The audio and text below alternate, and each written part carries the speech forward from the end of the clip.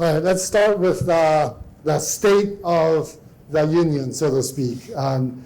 So obviously the mask industry is doing well, semiconductor industry is doing well. What's happening, Harry?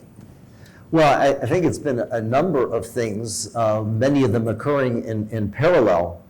Certainly after 2016, we saw the overall economy start to grow, and the semiconductor industry got to share in that, and that had implications for mask making. And even when the COVID hit and the overall economy went down, COVID actually was good for the semiconductor industry because everybody had to do everything by the internet. So even with the downturn, things were okay. But alongside this, there were a lot of new markets that were opening up, or at least expanding. At the low end, you had automotive. And then we've seen recently some things happening at the high end. One is this, there are a lot of consumers who are very content not to keep getting a cheaper and cheaper laptop or cell phone every year, but rather they'd like to maintain really high quality and good performance. And another factor, I think, especially because of the capabilities that EUV has provided, essentially you can get a supercomputer now for $100,000. So you have companies who can do things that no small company could ever do before. We have now artificial intelligence, the data centers, so that's all growing. And then finally, I think one of the things that's happening is it's been recognized that you can have lower energy consuming electronics if you have purpose-built devices rather than general-purpose chips.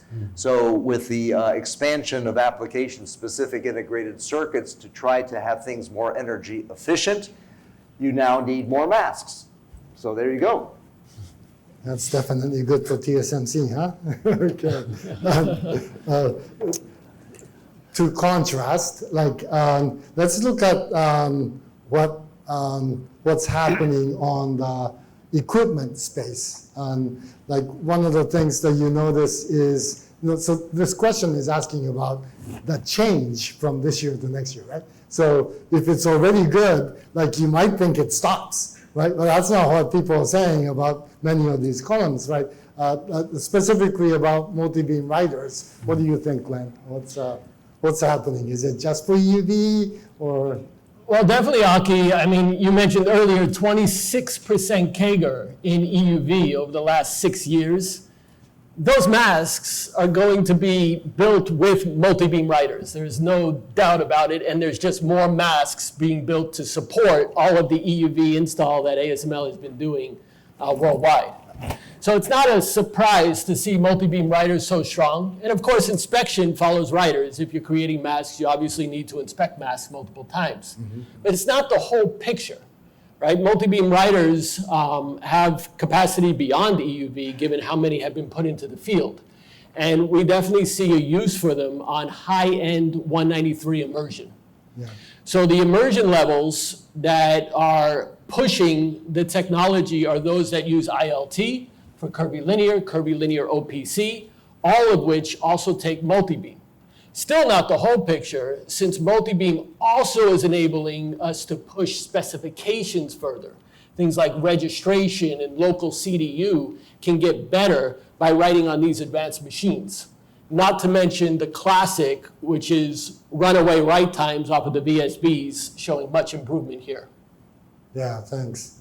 How about merchant mask makers' point of view? Hayashi-san, you were instrumental in getting the very first HVM machine, multi-beam machine, right? For DNP. Yeah. What's the use of multi-beam? And because merchant mask makers couldn't have been doing EUV masks back then, right? Yeah. So the merchant mask shop, as you know that for the EUV mask, most of the EUV mask is now made in in-house mask shop. But honestly, other players like consortia or equipment suppliers will need a EUV mask also. So we are making the EUV mask about 5-6 years ago already. So we got the first high volume manufacturing type multi-beam mask writer in 2016 and prepare for the EUV mask process. And now providing the very advanced, even for high NA, EUV mask for consortia and equipment suppliers kind of things. And so that we covered such kind of the area also. Right. What do you think about you see that the very leading edge with multi-beam and also non-leading edge with laser is increasing, but VSP is not. What's the story there? Like, why is that in between not growing? Yeah. So actually, in between, still we can use the existing VSP system, but as you know, that all system will reach to some time of end of life kind of things, right?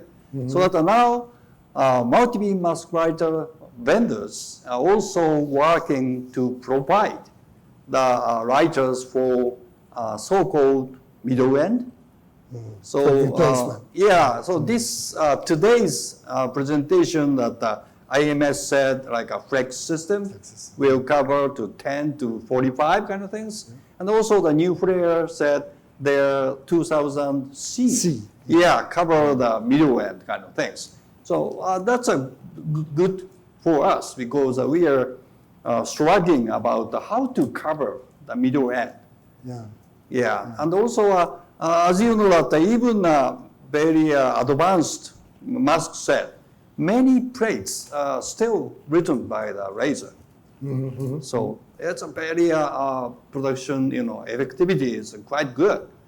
So I think Robert Eklund said 75% of masks are still written with laser. Still, something like that. So that's a very reasonable, trend about this. So on the laser writing, it's a replacement market, or is it like new purchases? You're saying end of life. It's very depend on how we can keep the compatibility. Okay. So we are trying to that. So maybe some advanced laser writer will cover the old VSB area. Okay. Kind of things. So in that case, the laser writers, demand is going up. But it's a little complex, procedure to get the compatibility about that. So we are trying that. Interesting. Okay. Then there might be a role in MPC for that or something. Anyway, all right. So let's move to the next question, which is about actinic EUV inspection, pattern inspection, I suppose. And this is interesting too, in that the change year to year that you can see. Let me see if I can move the. Here. Is showing that predictions for today, it's actually the lower number is getting higher now, right? People are finding maybe that for today it's okay. Now, you have to remember that this is not a fact-based survey, right? We're not asking people, what do you do, right? We're just asking luminaries, what do you think is happening, right? So it could very well be that the only thing that's changed is what people think about what's going on as opposed to what's actually going on, right? More people might have found out what's going on. That might be what's happening. So in all of these survey questions that we talk about, all 18 clusters, there are opinions of luminaries. So we have to keep that in mind. But we do observe this little blip there. What do you think? Glenn, you probably know about actinic inspection. Sure, and this was a curious result, why it shifted like that.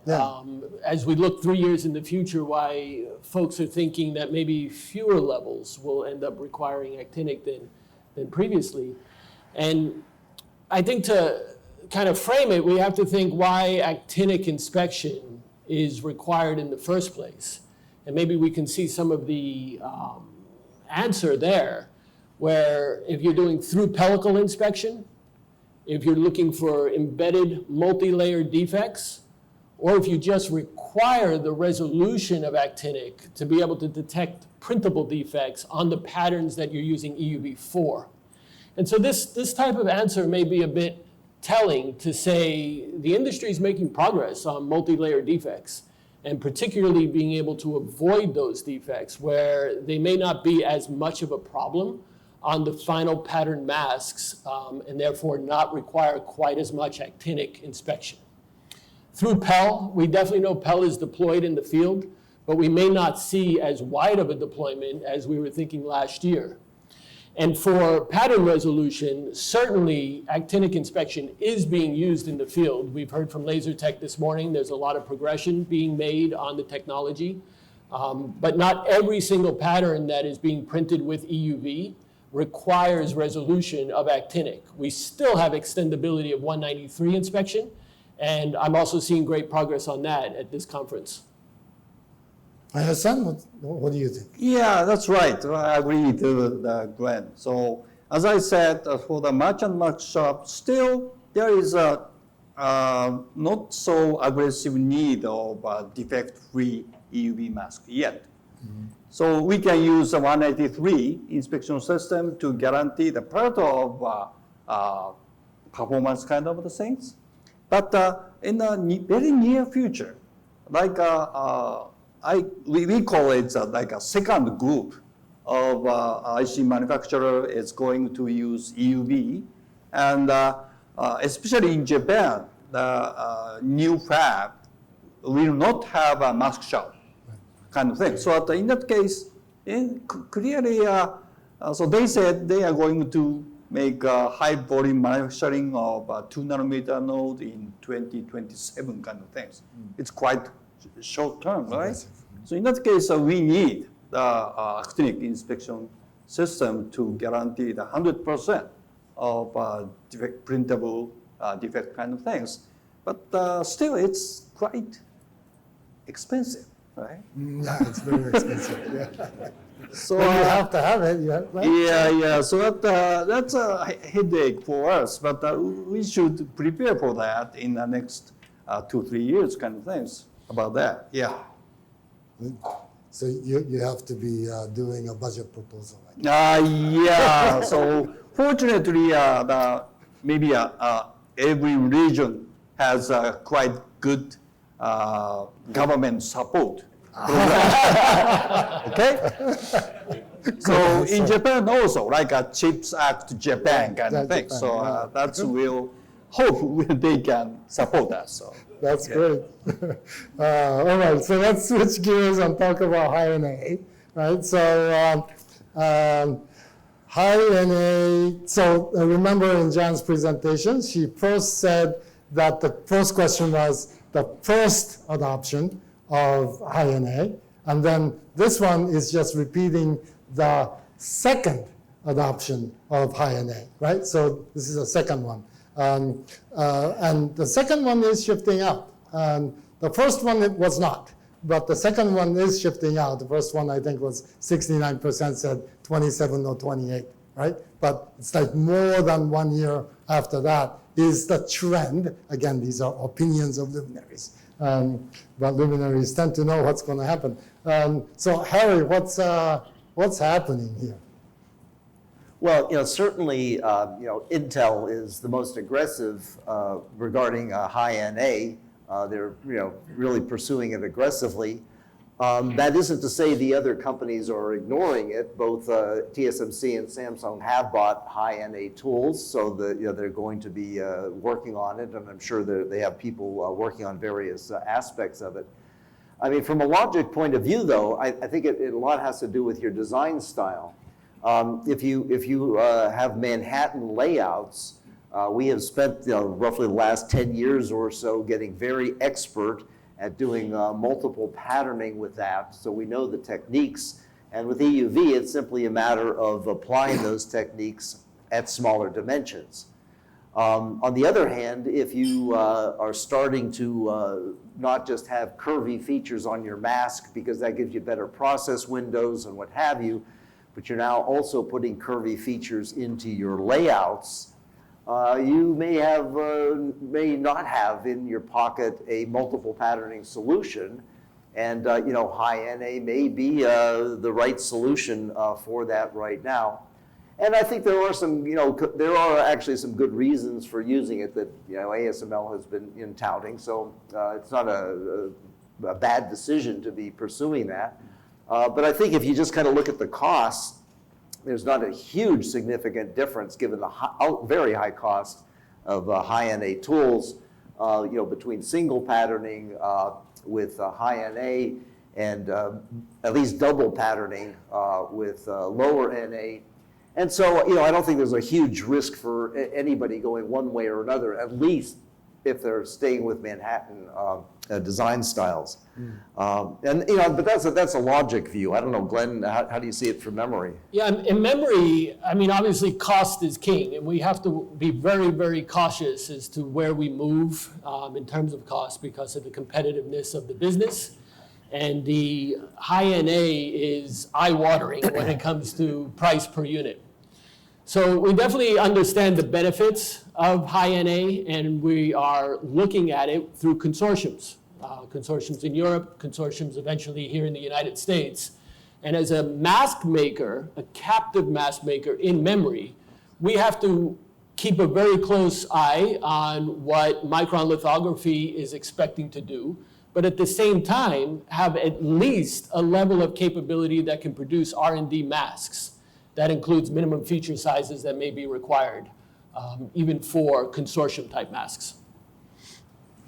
Okay, thanks. Now that we have light,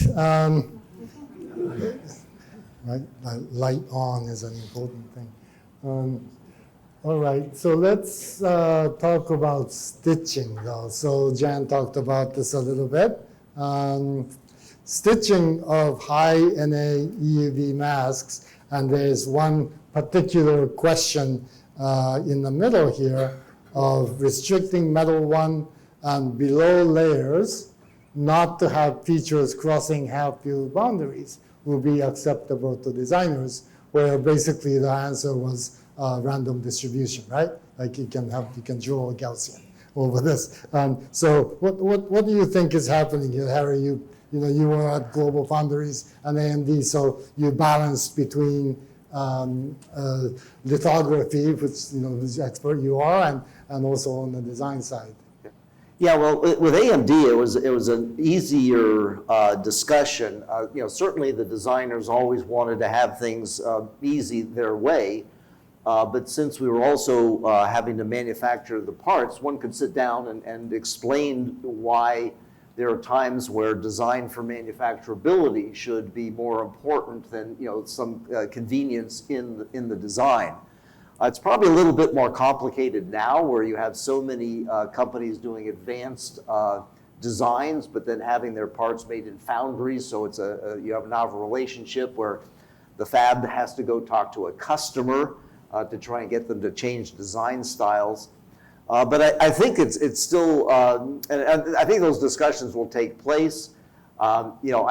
We've seen this week some really outstanding work showing that at very small dimensions, one could put lines across a stitch boundary. And so you might say, hey, you're just being a little bit cautious for design for manufacturability not to do that. But under those metal lines will be contacts. And I don't think anybody has wanted to split a contact across a stitch boundary. And so, I think something is going to have to be done to accommodate, the contacts, and that ultimately may say, well, you just put the whole standard cell on one side of the boundary or the other, and that would be what it is. But I like I said, you can't completely ignore the boundary just because of things like contacts and vias. Yeah. Right. Glenn, what's the DRAM maker's perspective on stitching? Yeah, I can definitely see, with so many companies responding to this survey, there being quite a variety of answers here. And on the DRAM side, stitching, very likely we're going to be in this AA mode that Christoph from ASML described the other day, where we can expose the same mask twice, because DRAM chips are typically less than half a field. And that does give us a little bit more room to stitch within the scribe line. although there's still some level of efficiency loss when doing that. So I think a lot of this on the DRAM side, there could be some advantages in terms of our chip sizes, but we still have to watch it in regards to efficiency of exposure. Yeah. Hayashi-san, do you have any comments or you? Yeah. Yeah. That's quite a difficult question for the mask maker. Yeah. But we think that the survey said, so some kind of modification kind of things needed for the stitching area. boundaries, yeah. Yeah, but I think it's relatively easy to do that for just a layout, you know. It's a minor thing. Yeah, that's right. It's a I minor think thing. so. Yeah, it's not Yeah. a major thing. Yeah, that's what I think too. So to avoid stitching, but also much more importantly for productivity overall for wafer production, there's a big discussion about large format masks now, right? Frank held a session on Sunday, and I think compared to last year's similar session on Sunday, the attendance must have been 3 times more or something. So there's definitely a growing interest in this large format mask. It's basically 6 by 12. It's twice as big. And a lot of people are saying we can do it, right? And a lot of people are also saying we can do it, but it's going to cost you. So, what do you think about large format masks, Hayashi-san?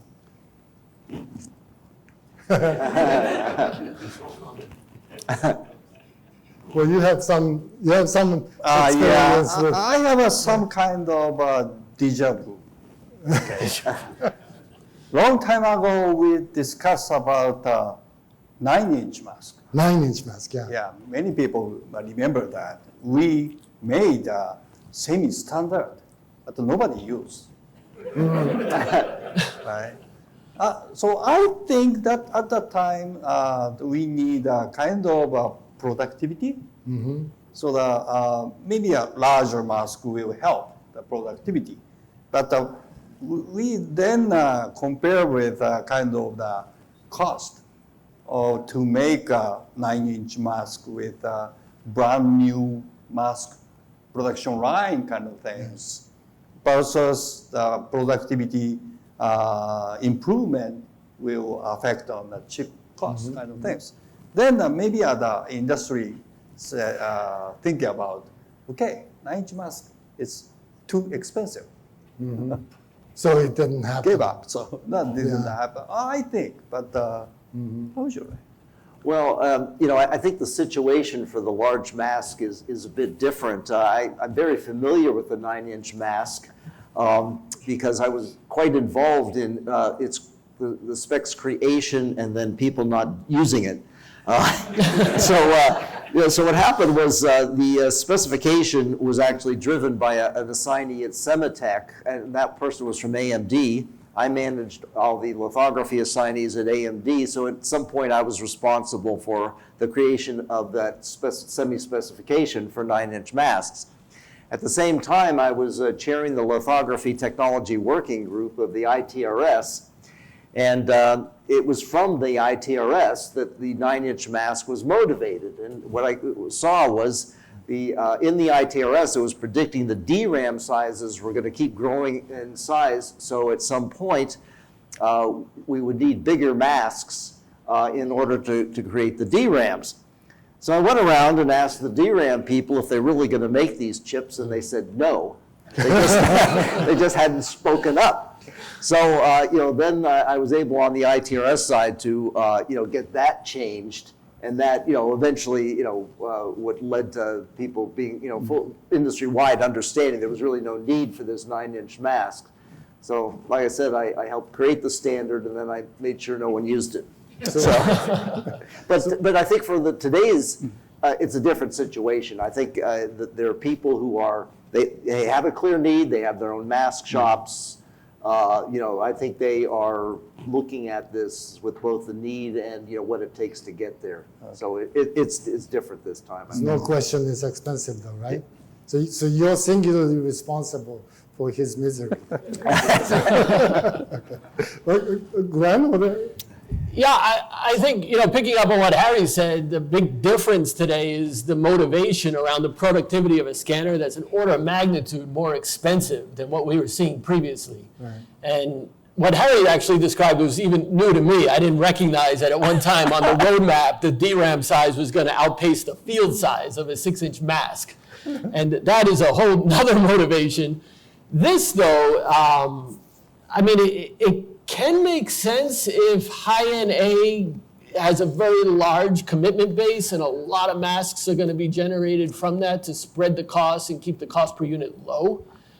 Maybe amongst logic suppliers, we will eventually see that and get there. But today, it's difficult to see, right? We're currently looking at 2029 and beyond to have multiple companies running HVM. Memory is still very uncertain path. And you mean high-NA overall? High-NA overall, just how large that deployment will get, how many masks will be generated to spread costs from the industry down, how many tools will actually be purchased if they're built at these higher specs, how many blanks will be purchased.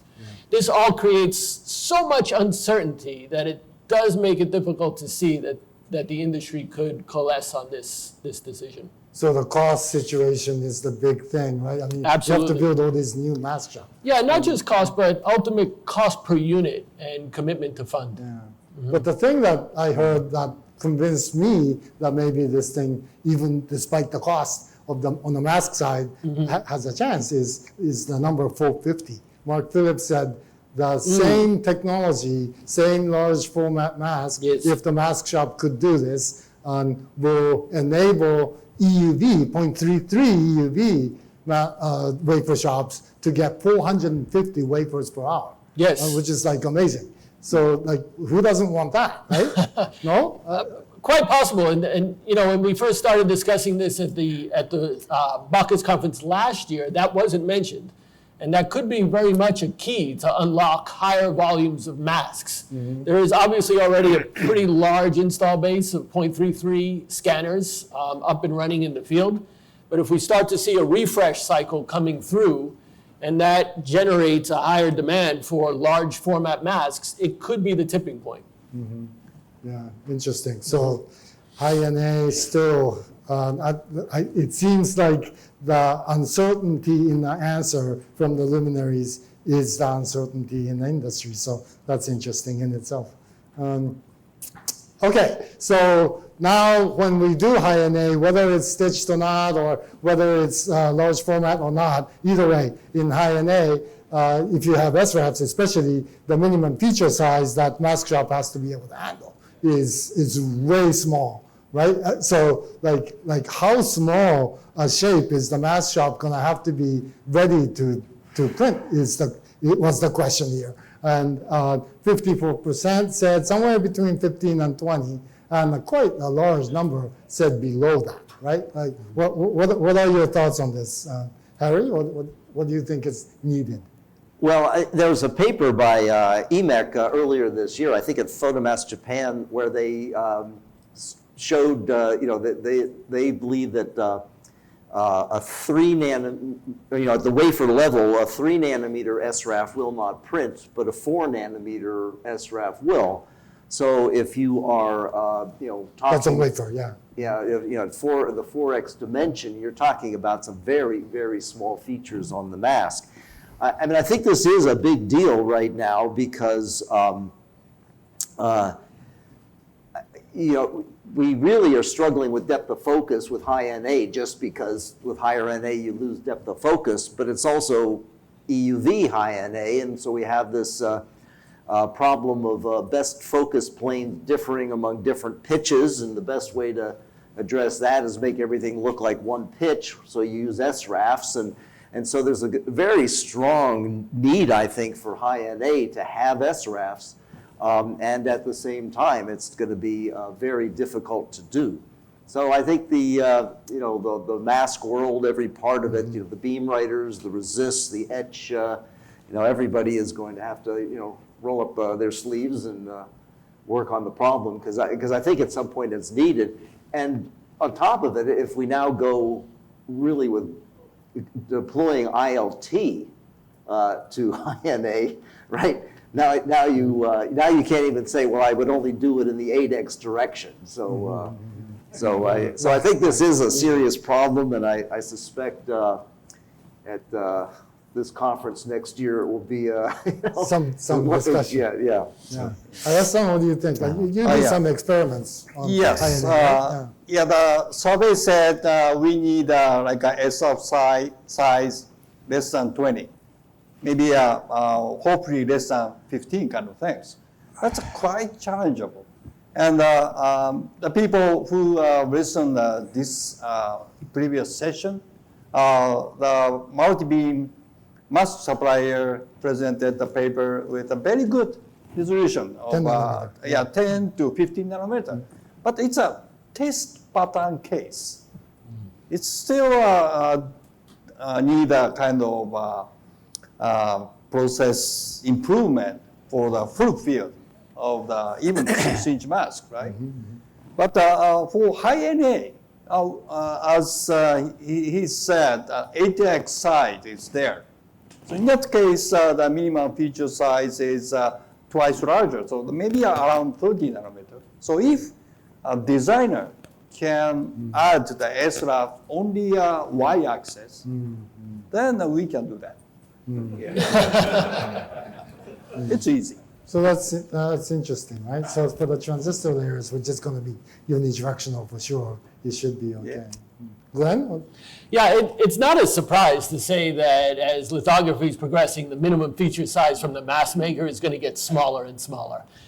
And so whether this hits at early days of High-NA or later days as we start to push that technology, or even if it waits until Hyper-NA, I think we're going to eventually be seeing feature sizes down below 20. And there's going to have to be quite a bit of material, perhaps machine development, in order to get us there. Even within this conference, we don't see a lot around minimum resolution size, how to get us further, breaking through those barriers. And there's probably going to need to be a lot of thought around how to do this effectively. Maybe even borrowing from nano imprint or looking into how wafer technology is working.